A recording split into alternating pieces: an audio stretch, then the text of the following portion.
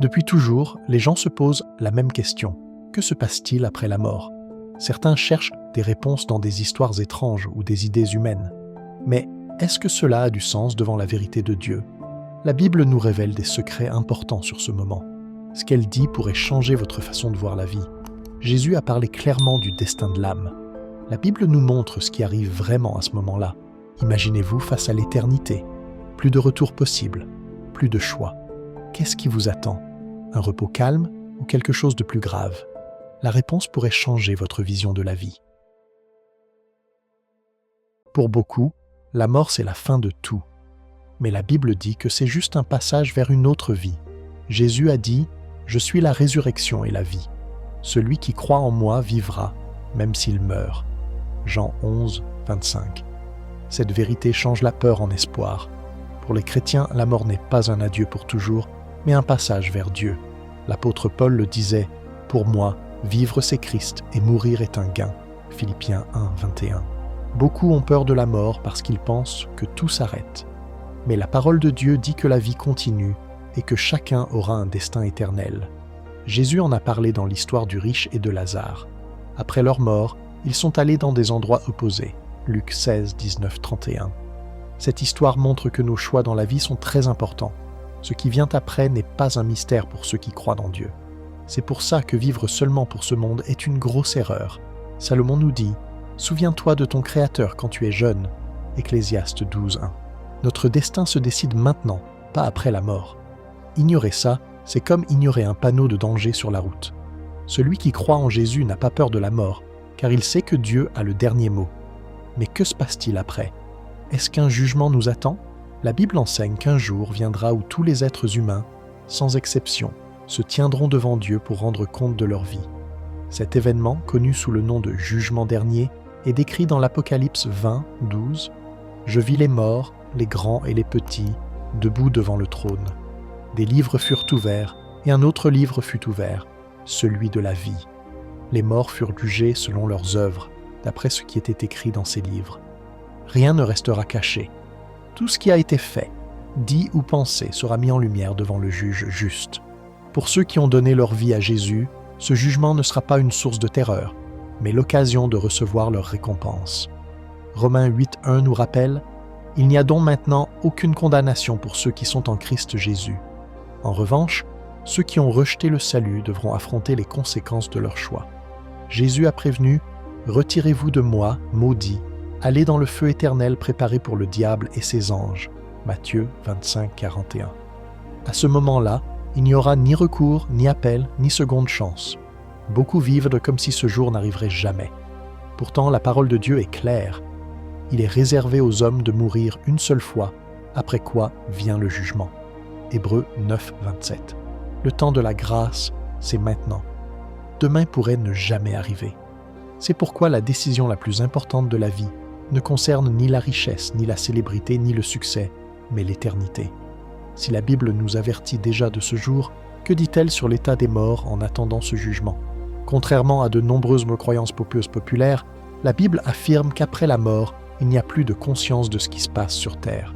Ecclésiaste 9.5 déclare « Les vivants savent qu'ils mourront, mais les morts ne savent plus rien, et il n'y a plus pour eux de récompense, car leur mémoire est oubliée. » Cette vérité anéantit l'idée que les défunts pourraient tout communiquer avec les vivants ou influencer le monde physique. De plus, la Bible montre qu'il existe une séparation définitive entre les deux mondes. Jésus l'a illustré dans la parabole du riche et de Lazare, Luc 16, 19, 31, où après leur mort, le sort de leurs âmes était scellé. Il n'y a ni va-et-vient entre les deux mondes, ni réincarnation, ni communication avec les vivants. Cette vérité remet en question de nombreuses traditions et croyances. Mais Dieu ne laisse aucune place au doute. Il nous invite à faire confiance à sa révélation, et non aux expériences ou philosophies humaines. Ignorer cette réalité, c'est ouvrir la porte à l'illusion. Beaucoup se laissent emporter par des doctrines qui contredisent les Écritures, cherchant des réponses en dehors de la volonté de Dieu. Mais la Bible nous met sérieusement en garde contre cela. Si les morts ne sont pas conscients du monde, alors qui répond à ceux qui tentent de communiquer avec eux? Beaucoup croient parler avec leurs proches disparus, mais en réalité, ils font face à des tromperies spirituelles.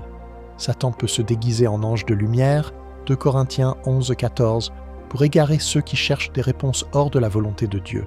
Le danger ne réside pas seulement dans la tromperie, mais aussi dans la porte spirituelle qui s'ouvre à l'influence du mal. Le roi Saül en a fait l'expérience lorsqu'il a désobéi à Dieu et consulté une médium pour parler au prophète Samuel, 1 Samuel 28, 7, 20. Le résultat fut tragique. Dieu l'a rejeté et il a connu une fin désastreuse. Le diable cherche toujours à imiter la vérité, mais tout ce qu'il offre éloigne de Dieu. Seul Dieu a le pouvoir de révéler les mystères et de guider ses enfants sur le bon chemin. Nombreux sont ceux qui ignorent les avertissements de la parole biblique et pensent que ces pratiques sont inoffensives, voire bénéfiques. Pourtant, la Bible est claire. Chercher la révélation en dehors de la direction de Dieu a des conséquences graves. Plutôt que d'essayer de parler aux morts, la véritable réponse se trouve dans la recherche de Dieu. Mais pendant ce temps, que devient l'esprit d'une personne après sa mort? Quand une personne meurt, son esprit ne reste pas errant sur terre, ni en communication avec les vivants. La Bible enseigne que l'esprit retourne à Dieu qui l'a donné. Ecclésiaste 12,7 affirme « La poussière retourne à la terre comme elle y était, et l'esprit retourne à Dieu qui l'a donné. » Cela montre que la vie ne s'arrête pas à la mort, mais qu'il y a une séparation entre le corps et l'esprit. Le corps physique se désintègre, mais l'âme demeure sous l'autorité du Créateur, en attente de la résurrection et du jugement final. Cette vérité apporte du réconfort à ceux qui ont perdu des êtres chers et qui espèrent dans la vie éternelle. Jésus a dit « Il y a plusieurs demeures dans la maison de mon Père. Si cela n'était pas, je vous l'aurais dit. Je vais vous préparer une place. » Jean 14, 2. Cela signifie que la mort n'est pas la fin, mais le commencement d'une nouvelle réalité pour ceux qui sont en Christ. L'apôtre Paul confirme cela en déclarant qu'il préférait quitter ce corps et demeurer auprès du Seigneur. 2 Corinthiens 5, 8. La grande question n'est donc pas seulement le destin de l'âme, mais ce qui se passe jusqu'à la résurrection des morts. La Bible compare la mort à un état de sommeil profond, où ceux qui sont partis se reposent jusqu'au jour où ils seront rappelés à la vie. Mais comment fonctionne exactement ce sommeil de la mort? La Bible décrit souvent la mort comme un sommeil profond. Jésus a utilisé cette expression en parlant de Lazare. « Notre ami Lazare s'est endormi, mais je vais le réveiller. » Jean 11, 11. Cette comparaison montre que les morts ne sont ni conscients ni actifs, mais qu'ils attendent la résurrection. Dans le livre de Daniel, ce concept est confirmé. Plusieurs de ceux qui dorment dans la poussière de la terre se réveilleront, les uns pour la vie éternelle, les autres pour l'opprobre, pour la honte éternelle. Daniel 12, 2. Ce sommeil n'est pas un état de souffrance, mais une période d'attente déterminée par Dieu. Cette compréhension apporte du réconfort aux croyants. Ceux qui sont partis ne sont ni errants dans le monde, ni en souffrance, ni tourmentés. Ils se reposent jusqu'au moment où ils seront appelés par Dieu. Jésus a dit « Ne vous étonnez pas de cela, car l'heure vient où tous ceux qui sont dans les sépulcres entendront sa voix et en sortiront. » Jean 5, 28, 29. Cette promesse nous rappelle que la mort n'est pas définitive pour ceux qui placent leur confiance dans le Seigneur. Le temps de la résurrection approche, et en ce jour, Dieu accomplira sa promesse de rédemption. L'espérance des chrétiens ne repose pas sur la mort elle-même, mais sur la certitude de la résurrection. Au jour fixé par Dieu, les morts se réveilleront, et ceux qui seront en Christ recevront des corps transformés, libérés de toute douleur et corruption. Mais comment se déroulera cette résurrection des morts? Eh bien, la Bible enseigne qu'au jour du retour de Jésus, les morts seront ressuscités pour une vie nouvelle. L'apôtre Paul décrit ce moment glorieux. En un instant, en un clin d'œil, à la dernière trompette. La trompette sonnera, et les morts ressusciteront incorruptibles. Et nous serons changés.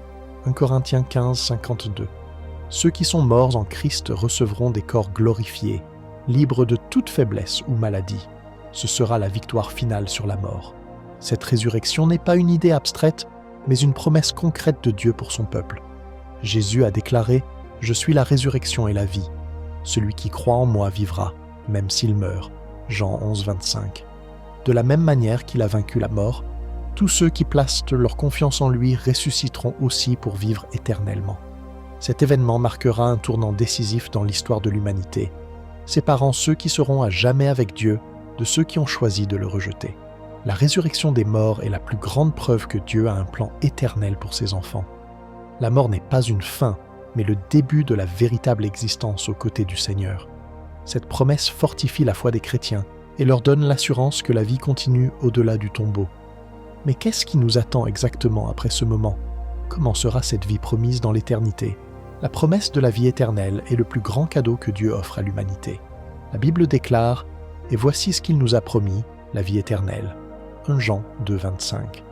Pour ceux qui suivent Christ, la mort n'est pas une fin tragique, mais l'entrée dans une existence glorieuse aux côtés du Seigneur. Le livre de l'Apocalypse décrit cette nouvelle réalité. Il essuiera toute larme de leurs yeux, et la mort ne sera plus, et il n'y aura plus ni deuil, ni cri, ni douleur. Apocalypse 21, 4. C'est cette espérance qui soutient les chrétiens face aux incertitudes de la vie. Ce qui nous attend n'est pas seulement un paradis sans souffrance, mais une relation parfaite avec Dieu. Jésus a promis « Il y a plusieurs demeures dans la maison de mon Père. Si cela n'était pas, je vous l'aurais dit, je vais vous préparer une place. » Jean 14, 2. La vie éternelle ne sera ni monotone ni vide, mais remplie de la gloire et de la présence de Dieu. Tout ce qui a été perdu sera restauré, et la communion avec le Créateur sera parfaite. Cette certitude donne un sens à la foi chrétienne et fortifie ceux qui traversent des épreuves dans ce monde. Mais cette promesse exige une décision. Personne n'entre dans la vie éternelle par hasard, mais par la foi en Jésus. Celui qui a le Fils a la vie, celui qui n'a pas le Fils de Dieu n'a pas la vie. 1 Jean 5, 12. L'éternité est déjà fixée pour chacun, et cette vérité doit être prise au sérieux. Face à cette destinée grandiose, une question inévitable se pose. Que se passe-t-il au moment précis où l'âme quitte le corps? La mort n'est pas la fin, mais une séparation entre deux destinées éternelles. La Bible est claire, chaque personne aura un face-à-face avec Dieu, et à ce moment-là, rien d'autre que la foi en Jésus ne fera la différence. Celui qui croit en lui n'est pas jugé, mais celui qui ne croit pas est déjà jugé. Jean 3, 18. Il n'y a ni raccourci, ni réincarnation, ni seconde chance. Le temps de choisir, c'est maintenant, tant que le cœur bat encore.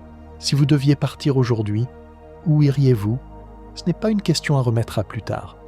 Dieu vous donne l'opportunité de vous préparer pendant qu'il en est encore temps, car il ne veut pas qu'aucun périsse, mais que tous parviennent à la vie éternelle. Car Dieu ne prend pas plaisir à la mort du méchant, mais il veut qu'il se détourne de sa voie et qu'il vive. Ézéchiel 33, 11. La décision vous appartient. Et maintenant, j'aimerais savoir, que pensez-vous de tout cela? Écrivez votre commentaire et partagez votre opinion. Si vous appréciez les contenus sur le monde spirituel invisible, je vous invite à vous abonner à cette chaîne pour ne manquer aucune de nos prochaines vidéos.